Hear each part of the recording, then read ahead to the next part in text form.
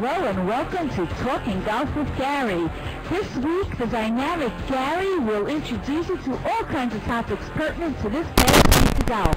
He'll give you some tidbits of information as what's coming up and take you on a tour around the world for all of the golfing highlights.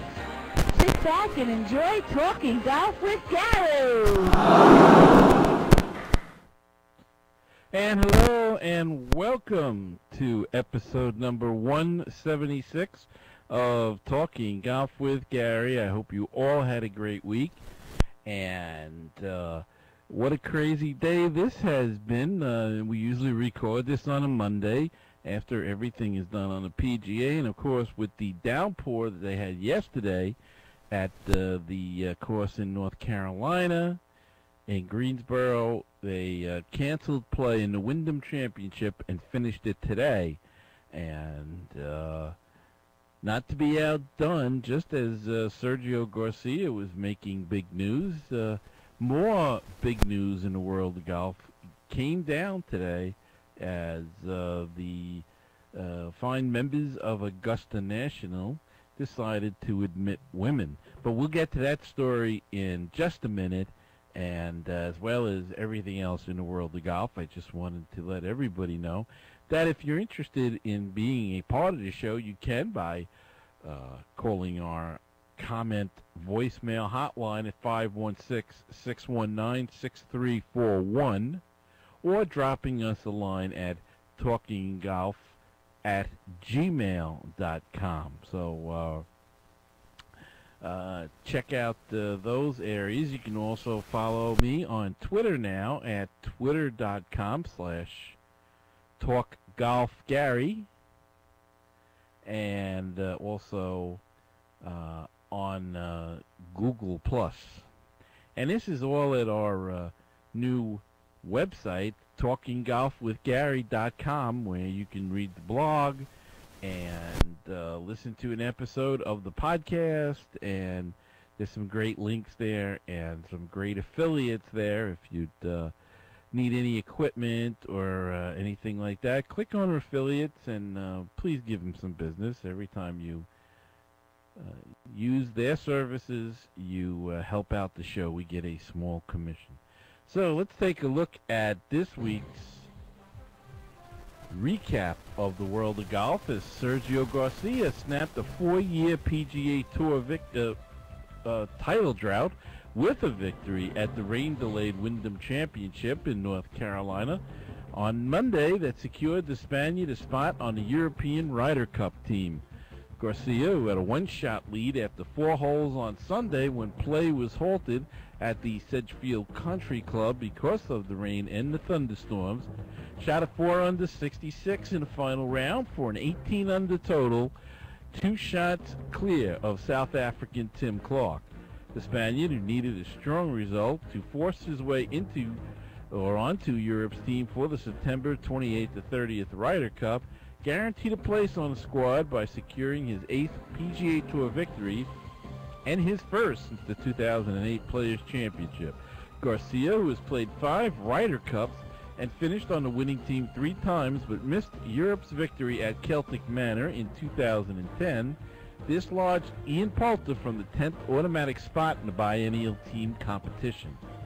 Garcia, 32, was 1 under in his final round when play was halted on the weekend, but this time held his nerve, mixing 5 birdies with 2 bogeys on the back 9 to secure the win. After a bogey at the par 3 12th, Garcia stepped it up a gear with 4 birdies over his next 5 holes, including 3 straight from the 15th before ending his round with a bogey. And as we said, the other big news today is that the Augusta National Golf Club announced that they added 2 women members for the first time in the club's history. Dr. Condoleezza Rice, 57, and Darla Moore, 58, for the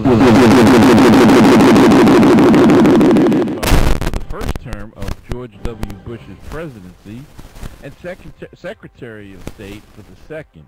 She is currently a professor of political science at Stanford University. Moore is a partner in the private investment firm Rainwater, Inc., founded by her husband, Richard Rainwater. "This is a joyous occasion," said Chairman of Augusta National Billy Payne of the two new recruits, Dr. Condoleezza Rice and Darla Moore. "These accomplished women share our passion for the game of golf, and both are well known and respected by our membership. It will be a proud moment when we present Condoleezza and Darla their green jackets when the club opens this fall." So congratulations to those two fine ladies as they make history by being the first women members of the Augusta National Golf Club. And if you remember, a few years ago, Augusta National was protested by a women's group during the Masters and threatened to boycott some of the advertisers, and they replied by simply not having any advertisements during the Masters tournament. But they've broken down the barrier now and admitted two women into the club. And speaking of women, the LPGA had an event this week, and Mika Miyazato won the Safeway Classic on Sunday for her first victory on the LPGA Tour, finishing with a 2-under-70 to beat Brittany Lincecum in Indy Park by 2 strokes. The 22-year-old Miyazato finished at 13 under in her wire-to-wire victory on Pumpkin Ridge's Ghost Creek course. She shared the first round lead and had a 2-shot advantage after the second. Lincecum shot 67 and Park had a 70. The 22-year-old Miyazato, in her 4th season on the LPGA Tour, is the 6th first-time winner this year. She broke through after a pair of second-place ties in June. South Korea's Haji Kang had a 66, the best round of the day, to tie for 4th at 10 under with Christy Kerr and So Yeon-roo. Sidney Michaels, the first-round co-leader, was 4 strokes back after a 70. Michelle Wie had her first top 10 finish of the season, shooting a 69 to finish 8th at 8 under. Top-ranked Yanni Zhang faded with a 73 to finish at, she finished down a little bit, finished at 6 under. And Paula Creamer was 3 under after a 76. Paula's having a tough year. Miyazato was cruising on the front 9 and took a 3-stroke lead onto the back 9. But a bogey at number 10, her first in 40 holes, helped bring 4 players within a stroke of the lead down the stretch. But no one was able to pull even with Miyazato, who gave herself some insurance with a 5-foot birdie putt at the short par 4 17th for a 2-stroke lead. Park made 5 birdies in an 8-hole stretch. She missed a 6-foot eagle putt on 17 that would have given her a share of the lead. Lincecum birdied the final 2 holes in her bogey-free round. Kang made 8 birdies and moved into contention on the back 9, pulling within 1 stroke of the lead with a birdie at the par 3 16th. But Kang's bid came apart at the 17th when she tried to drive the green and went into the water, leading to a double bogey. And in the Champions Tour, they were in action this week, and Willie Wood parred the first playoff hole Sunday to defeat Michael Allen and win the Dick's Sporting Goods Open. It was his first victory in 16 years. Wood, a Monday qualifier, trained a long birdie putt at the 18th to match Allen atop the leaderboard and force a playoff. The pair returned to the 18th, and which was a par 4, where Allen sent his tee shot well to the left and ended up taking a drop in front of a water feature. Wood, on the other hand, played the hole safely and needed only to tap in a short birdie putt to secure the victory.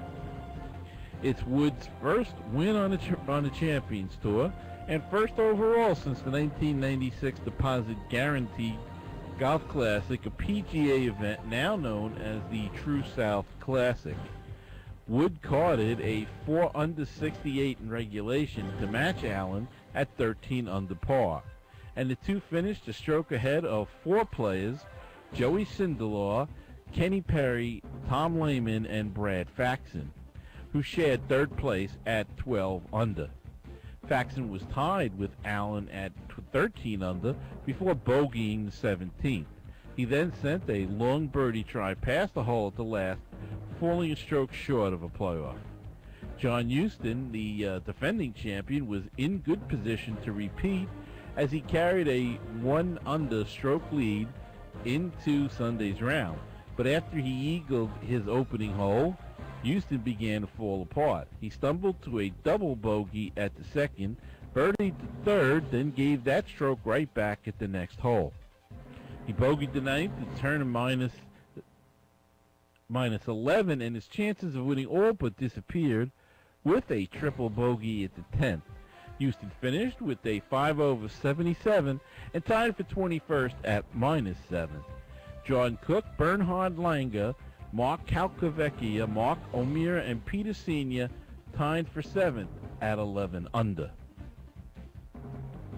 And the Web.com tour was in action also, as they held their Midwest Classic. That was won by Sean Stefani, trying 7 under 64 on Sunday to earn a 2-stroke win in the Midwest Classic, his first title on the Web.com tour. Stefani began the day in a tie for 13th place, 4 shots off the lead. He turned in a flawless round at the Angeles Golf Club at Lionsgate, carding 7 birdies, including 5 on the back 9. That put him at 17 under par, 267, and nobody else matched the score.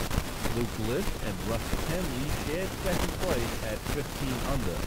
Third-round leader Matt Weidring began his round with a double bogey and seemingly rebounded when he made the turn at 17 under after draining 5 consecutive pars. However, he bogeyed 4 of 5 holes from the 11th to fall out of contention. Weidring carded an even par 71 and tied for 4th at minus 14. James Nitty, the 2011 champion, also struggled for birdie with 11 under, good enough for a share of 11th place.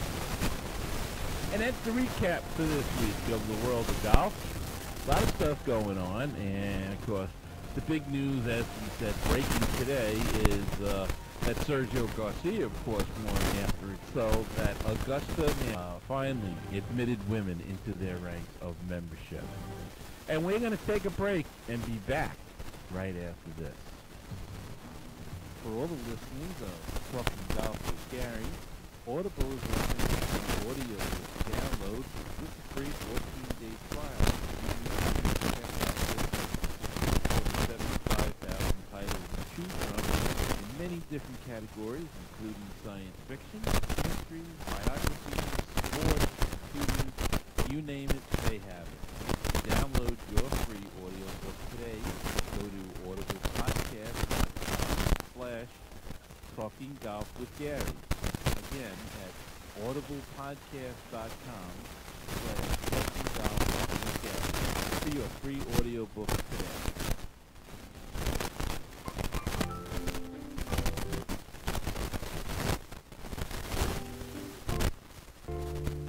You can now hear our show while on the go with Stitcher Smart Radio. On demand, news, talk, and more on your mobile phone. The latest episode is always available for you. No thinking needed and no memory or storage wasted. Available for your iPhone, Android phone, WebOS phone, or your BlackBerry. Downloading is easy. Go to Stitcher.com or check out your app store. Stitcher Smart Radio, the smarter way to listen to radio.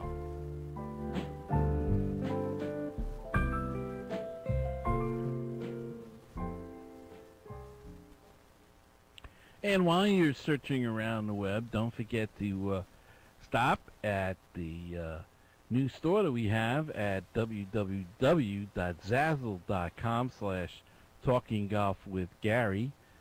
We have lots of fine items there. There's just a sample up on the screen if you're watching the video. And appreciate it that if you would stop by and pick out an item today. All right, and we're back, and We have some news and notes from the rest of the world of golf. Last week we gave you the 8 spots and the players for the U.S. Ryder Cup team. On September 4th, Captain Davis Love III will announce his 4 picks in advance of the September 28th to 30th tournament. And the choices really are not easy. Hunter Mahan, Steve Stricker, Jim Furyk, and Ricky Fowler are the next 4 in line. But would you leave off one of them in favor of Bo Van Pelt or Brandt Snedeker? Or how about Dustin Johnson or Bill Haas? There are still 2 tournaments between now and Selection Day, and watching these players go at it will be quite fun to see what happens and who ends up being selected for the to fill out the U.S. Ryder Cup team this year. And that should be a great event, and it always is. It's always fun to watch as the Europeans and the Americans go after it. And Tiger Woods and Rory McIlroy will square off in China this fall in a one-day exhibition. Woods and McIlroy are to play an 18-hole match at Lake Jincha International Golf Club on October 29th, the Monday after the top 2 players in the world ranking compete in different Asian tournaments. Mark Steinberg at Excel Sports Management, the agent for Woods, says the exhibition has been in the works for a couple of months. He described it as customer entertainment. The timing could not be better. McIlroy won the PGA Championship last week, boosting comparisons with Woods. They are the only 2 players to win multiple majors by more than 8 shots over the last 35 years. McIlroy won his second major at a slightly younger age than when Woods won the second of his 14 majors. Woods will be playing the CIMB Classic in Malaysia on October 25th to the 28th, while McIlroy will be competing in the Volvo Masters in Shanghai. These 18-hole exhibitions are nothing new for Woods, who played David Duval in a Monday night match on Network TV in 1999 when they were battling for number 1 in the world. McIlroy and Woods played together in Abu Dhabi to start the year, and they will be in the same group at the Barclays next week when the FedEx Cup playoffs begin. But unless they are paired in Ryder Cup singles, a blind draw, the duel at Lake Jincha will be their first time going head-to-head. And that should be something very interesting. And as I posted on my blog this week, Jose Maria Olazabal announced 3 of his 4 vice captains on Thursday, picking Irishmen Darren Clark and Paul McGinley and Thomas Bjorn of Denmark for the match against the United States. And also, Lee Westwood's manager says the English golfer has split from coach Pete Cowan and temporary caddy Mike Waite after his disappointing performance at the PGA Championship. Looks like Westwood is going with a little bit of a cleaning house as he gets rid of his coach and his caddy and brings in. And now it's time to go to the calendar. Now it's time to do the calendar. Now it's time to do the calendar. Oh, hooray, let's sing the calendar. Now it's time to do the calendar. And on this week's calendar, the PGA Tour comes to New York to Bethpage Black on Long Island to play the Barclays as the FedEx Cup playoffs get underway.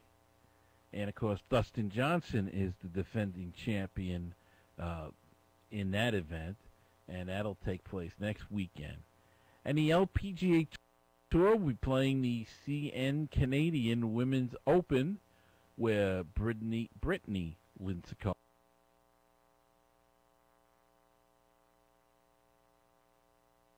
is the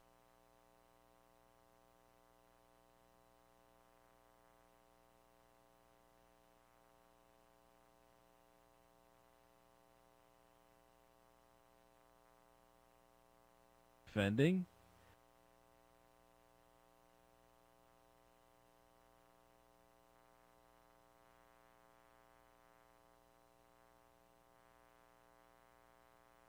The Champions Tour is in action as they play the Boeing Classic, and Mark Calcavecchia will be there to defend.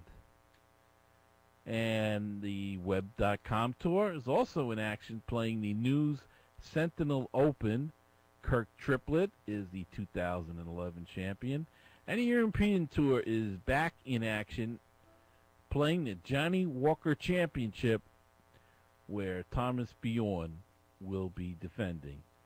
Finally tonight, it wouldn't be a Talking Golf with Gary show without a pick from our good friend Jerry from Long Island. Jerry's making his pick for the Barclays, and he is going with Matt Kuchar to win the Barclays. So check on that next week and see how Jerry did with his Barclays. And we'll be back to recap the Barclays and all the other events taking place next week. So I hope you'll join us again for another episode of Talking Golf with Gary. So then, good night, everybody.